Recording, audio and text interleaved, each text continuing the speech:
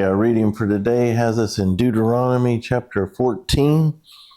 You are the children of the Lord your God. You shall not cut yourselves nor shave the front of your head for the dead. He's talking about improper mourning. So a lot of meaning mourning, mourning like for the dead. So there was a lot of rules.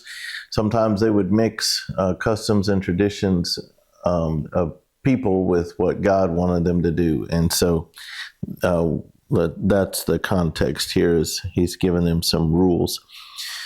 For you are a holy people to the Lord your God, and the Lord has chosen you to be a people for himself, a special treasure above all the peoples who are on the face of the earth. You shall not eat any detestable thing.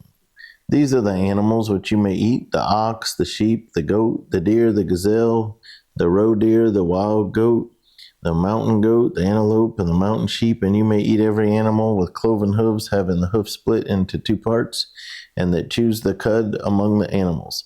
Nevertheless, of those that chew the cud or have cloven hooves, you shall not eat.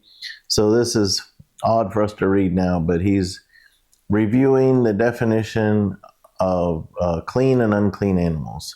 Animals that the Israelites were allowed to have as part of their diet, and animals that they were not.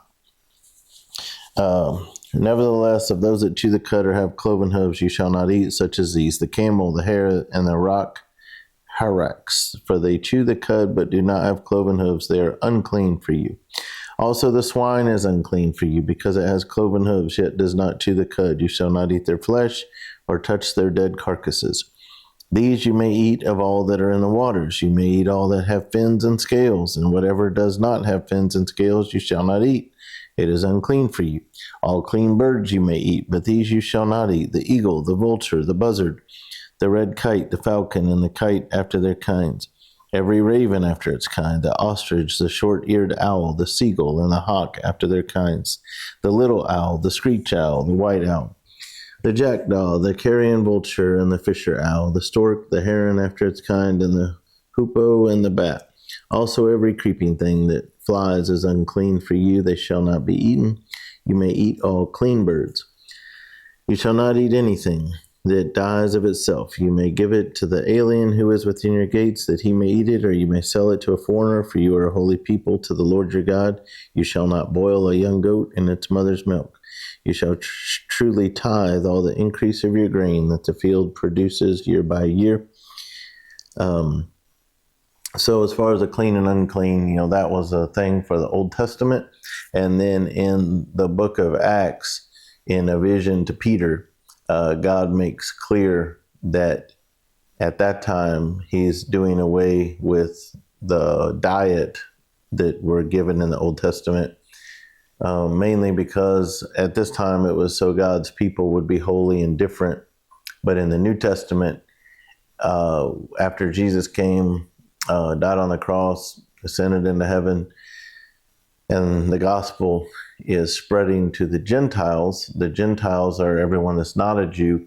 This would have been a big barrier to them coming to know Christ. And so Jesus makes it very clear to the Apostle Peter, who made it clear to all the other disciples and Christians that they're not to do that anymore, because there's no longer to be a separation of Jew and Gentile from the time of the New Testament, the book of Acts. So this is something that's why we don't follow that today.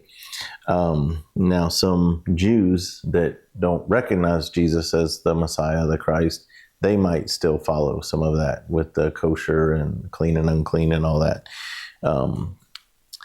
And you shall eat, verse 23, and you shall eat before the Lord your God in the place where he chooses to make his name abide, the tithe of your grain and your new wine and your oil, of the firstborn of your herds and your flocks, that you may learn to fear the Lord your God always.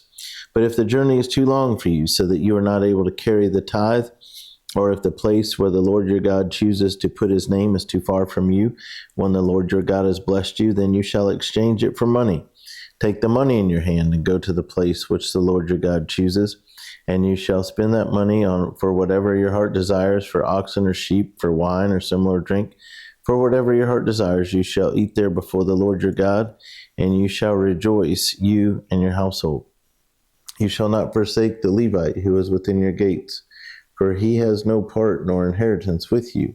At the end of every 3rd year you shall bring out the tithe of your produce of that year and store it up within your gates. And the Levite, because he has no portion nor inheritance with you, and the stranger and the fatherless and the widow who are within your gates may come and eat and be satisfied, that the Lord your God may bless you in all the work of your hand which you do.